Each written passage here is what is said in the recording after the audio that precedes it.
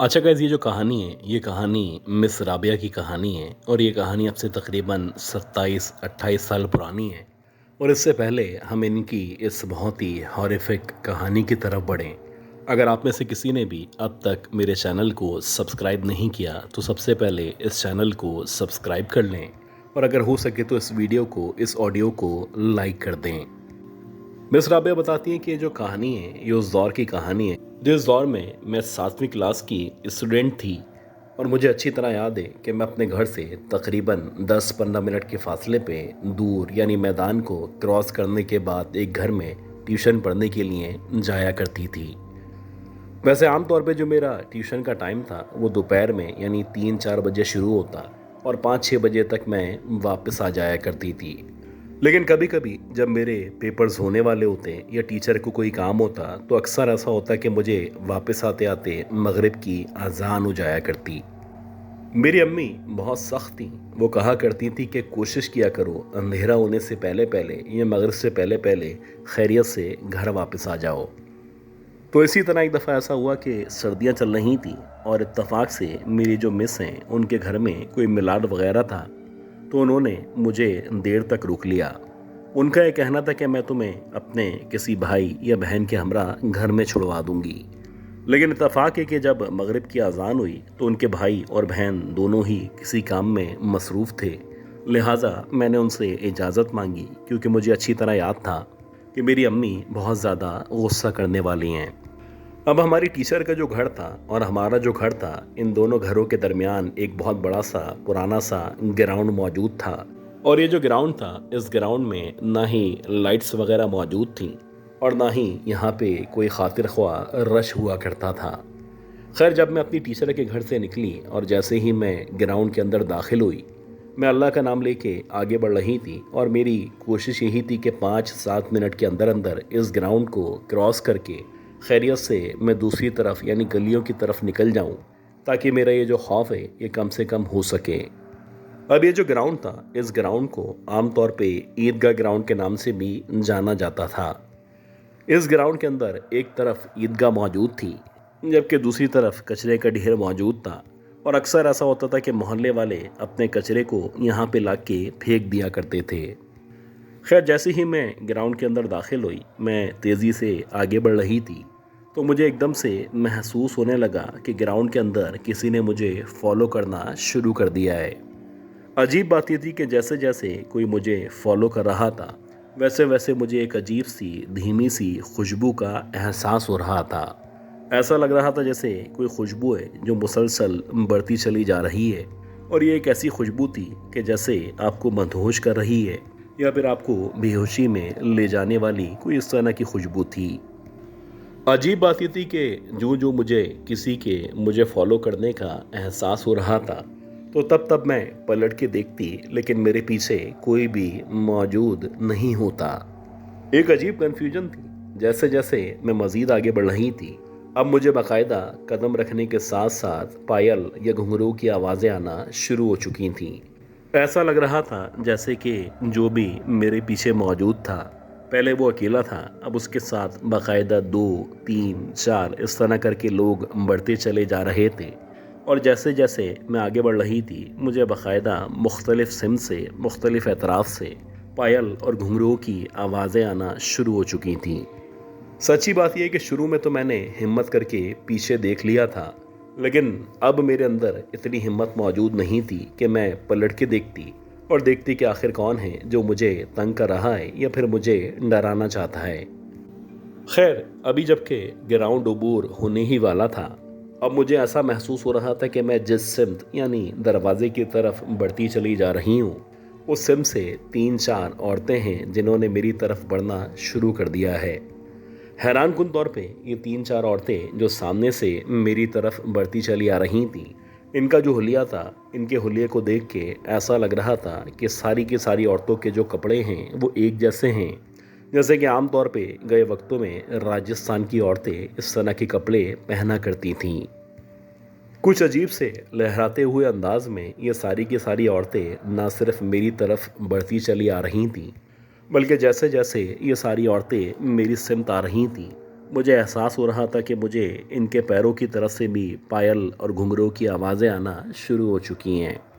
अजीब बात ये थी कि उनके आगे बढ़ते बढ़ते जब मैंने इन तमाम औरतों के कदमों की तरफ निगाह डाली, और बेसिकली मैंने जो निगाह डाली थी, तो मुझे ऐसा महसूस हो रहा था जैसे इनके पाँव में पायल या घुंघरू मौजूद होंगे।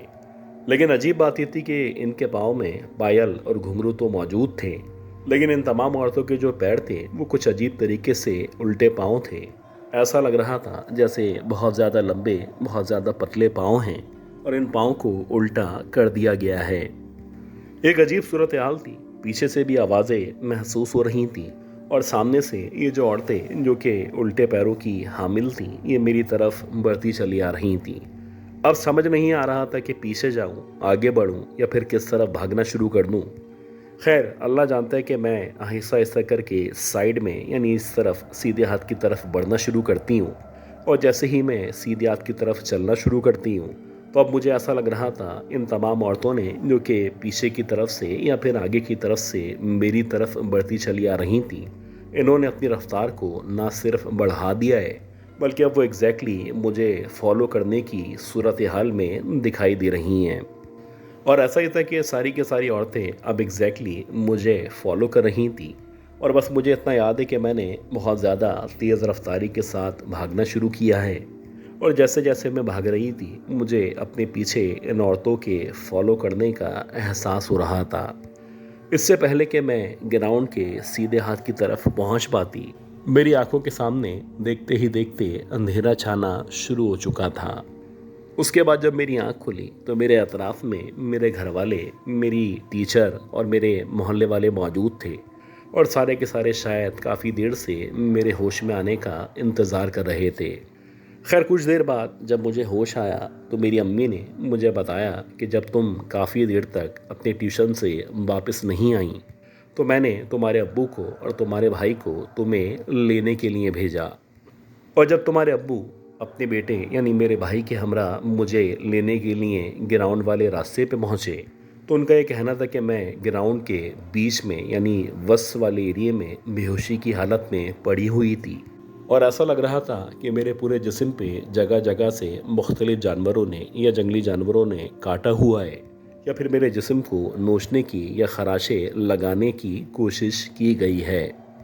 खैर, ये दोनों उठा के मुझे अपने घर लेके आए, और जब मुझे घर लेके आए तो काफ़ी देर तक मुझ पे ना सिर्फ पानी का छिड़काव किया गया, बल्कि काफ़ी कुरान आयत पढ़ने के बाद जब मैं होश में आई तो फिर मैंने इन लोगों को जो कुछ मेरे साथ हुआ था या जो मैंने औरतें देखी थीं, उन औरतों के बारे में बताना शुरू किया।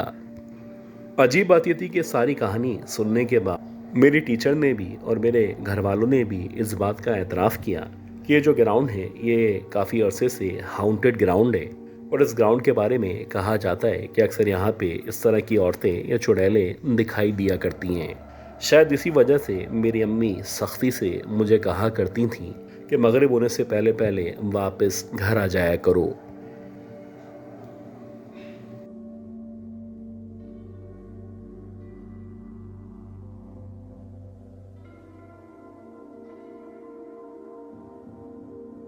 अच्छा गाइस, ये जो कहानी है, ये कहानी हमें मिस रिमशा ने या रमीशा ने पाकपतन से शेयर की है।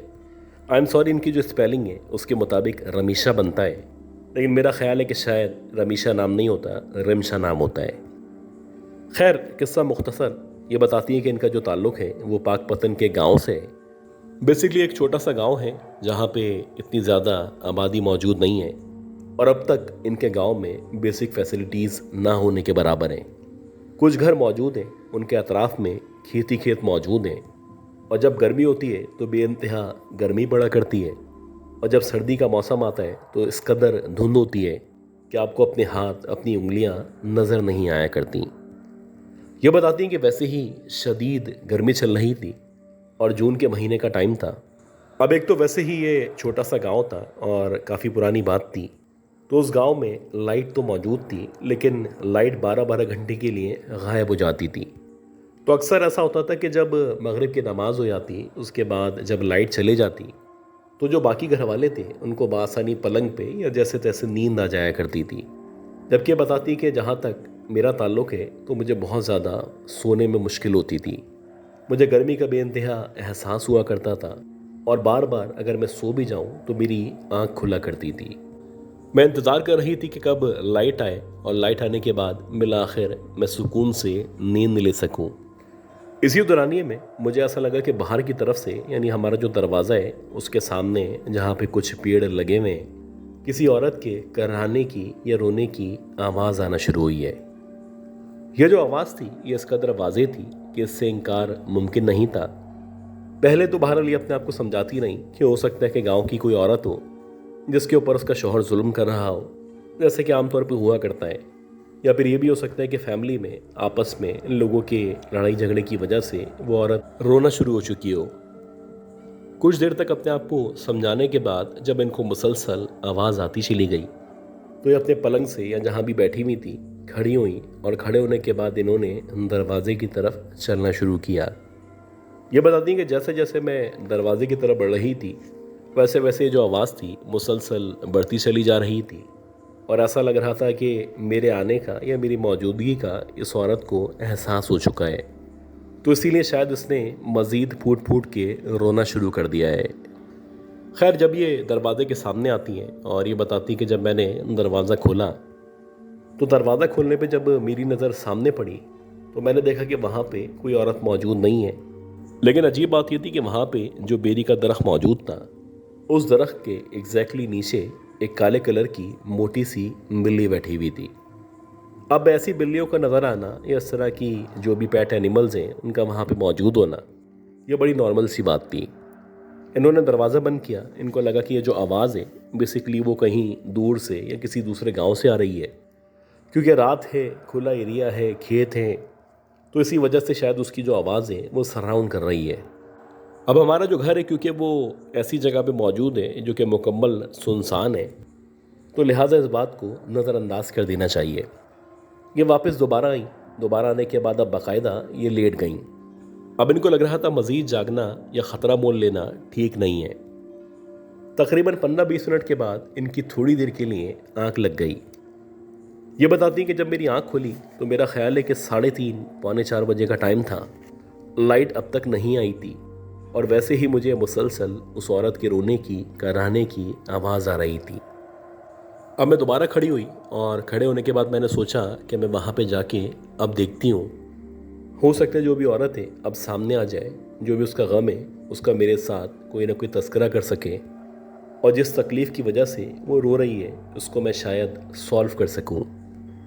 मैं दोबारा से बाहर गई। मैंने दरवाज़ा खोला और दरवाज़ा खुलने के बाद जब मैंने सामने की तरफ देखना शुरू किया तो वैसे ही उसके पास एक काले कलर की बिल्ली मौजूद थी। लेकिन अजीब बात यह थी कि अब की बार जब मैंने दरवाज़ा खोला और मुझे वो बिल्ली नज़र आना शुरू हुई तो ऐसा लग रहा था जैसे वो अब बाकायदा उस दरख्त का तवाफ़ कर रही है। कुछ अजीब तरीके से वो उस दरख्त के गिर्द घूमती चली जा रही थी और आमतौर पे किसी बिल्ली का, इवन के किसी घर की पली हुई बिल्ली का भी इस तरह से रिएक्ट करना मुमकिन नहीं हुआ करता। अब मुझे लगा कि थोड़ा सा मामला गड़बड़ है, मेरा मज़ीद यहाँ पे रुकना ठीक नहीं है। मैं अंदर की तरफ चले जाती हूँ और वहाँ जाके जहाँ पे मेरी अम्मी मौजूद हैं उनके साथ लेट के सोने की तैयारी शुरू करती हूँ। ये सोचने के बाद जब मैं वापस अपने कमरे में आई, कमरे में आने के बाद बिलाखिर जब मैंने अपनी अम्मी का हाथ पकड़ा और मैं उनके बराबर में लेट गई तो आप यकीन करें कि 15-20 मिनट तक मुसलसल मैं करवटें बदलती रही और अब मुझे लग रहा था कि मुझे एक बार फिर से वो आवाज़ें आना शुरू हो चुकी हैं। अब की बार जो मेरा गुस्सा था वो बढ़ चुका था और मुझे लग रहा था मेरे साथ कोई मजाक कर रहा है। खैर, मैं खड़ी हुई। खड़े होने के बाद मैंने दोबारा से दरवाजे की तरफ बढ़ना शुरू किया और अब की बार जब मैं दरवाजे की तरफ बढ़ रही थी तो अब मुझे लग रहा था कि उस औरत के रोने के साथ साथ पायल और घुंघरू की आवाज़ आना शुरू हो चुकी है। एक अजीब सी आवाज़ थी जो फ़िज़ा में गूंज रही थी। ऐसा लग रहा था वो औरत रोने के साथ साथ इस पूरी गली का, ख़ास तौर पे इस हिस्से का चक्कर लगा रही है। अब मैंने जब आगे बढ़ के दरवाज़ा खोला और जब मैंने दरवाज़ा खोला तो मुझे एक अजीब सी ठंडक का एहसास हुआ। अजीब बात यह थी कि इस वक्त सामने न वो बिल्ली मौजूद थी और ना ही उस औरत के रोने की मज़ीद आवाज़ आ रही थी। लेकिन देखते ही देखते जब मैंने लेफ़्ट साइड की तरफ देखना शुरू किया तो मेरे घर के बिल्कुल बराबर में जो घर मौजूद था, जो कि काफ़ी अरसे से ना सिर्फ खाली था, बल्कि कहा जाता था कि गए वक्तों में यहाँ पे किसी का या किसी औरत का मर्डर किया गया था। जब मेरी नज़र उस मकान की तरफ पड़ी तो मैंने देखा कि उस मकान के बिल्कुल बाहर एक औरत बैठी हुई है।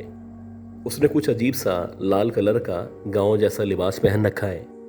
उसका जो चेहरा था वो इस अंधेरे में भी कुछ अजीब तरीके से चमक रहा था और ऐसा लग रहा था ज़ारो कतार वो रोती चली जा रही है। अजीब बात यह थी कि वो जो औरत थी वो जिस तरह से बैठी हुई थी, उसके पाँव जो थे वो मुकम्मल तौर पे देखे जा सकते थे। अब जब मेरी नज़र एग्जैक्टली उस औरत के पैरों के ऊपर पड़ी तो एक लम्हे के लिए मुझे ऐसा लगा जैसे उस औरत के जो पैर हैं वो ना सिर्फ उल्टे हैं, बल्कि उल्टे होने के साथ साथ कुछ अजीब तरीके से मुड़े हुए हैं। अब यकीन करें कि उस वक्त जो मेरी हालत थी कि काटो तो लहू नहीं। मैं जैसे तैसे करके आहिस्ता आहिस्ता करके पीछे हटती हूँ और मैं कोशिश करती हूँ कि इस दरवाजे को बंद करके भाग के अपनी अम्मी के कमरे के पास पहुँच सकूँ। जैसे ही मैंने दरवाज़ा बंद किया और मैं पलटी, इससे पहले कि मैं तेज़ी के साथ अपने कदम बढ़ाती, मुझे ऐसा लगा कि मेरे पीछे कोई आके खड़ा हो चुका है। और जो भी मेरे पीछे खड़ा हुआ था वो मुसलसल गहरी गहरी सांसें ले रहा था और ऐसा लग रहा था कि शायद मेरी वालदा, मेरी बहन, मेरी मोमानी कोई ना कोई उठ चुका है।